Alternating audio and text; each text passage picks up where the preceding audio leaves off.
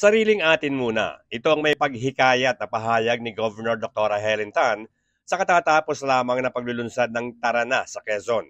Ayon kay Governor Tan, sagana ang lalawigan ng Quezon sa mga tourist destination. Ang kailangan lang ay malaman ng mamamayan ng Quezon kung paano ito pakikinabangan, lalo na sa usapin ng agritourism.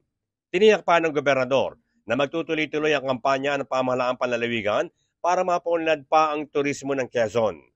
So agritourism, baka nakita nyo puro farm, baka sinasabi nila puro farm because that's part of the campaign natin and part of the vision na sinet ng province is to be the agritourism hub. But hindi lang po naman yon ang ino-offer natin along with while visiting our agritourism destination, we also have maraming beautiful tourist destination, mga beach, mga resorts na mentioned dyan, may mga falls, may mga, I think, caves, no? So, ang daming pwedeng i-offer ng ating lalawigan. And ito yung nakita natin na opportunity within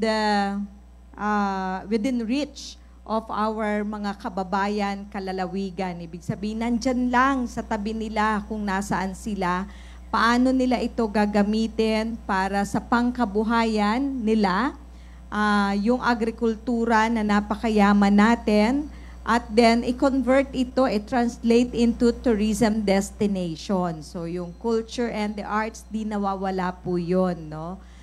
So yan, pagtutulong-tulungan po natin, ito ay simula pa lamang, at ganun din naman ang ating tulong na ibibigay sa ating mga karatig na mga lalawigan, no? So, sa maliliit na pamamaraan na maibibigay ng bawat mamamayan, kung nasaan man sila, nandun man sila, basta hashtag natin, tara na sa Quezon, no?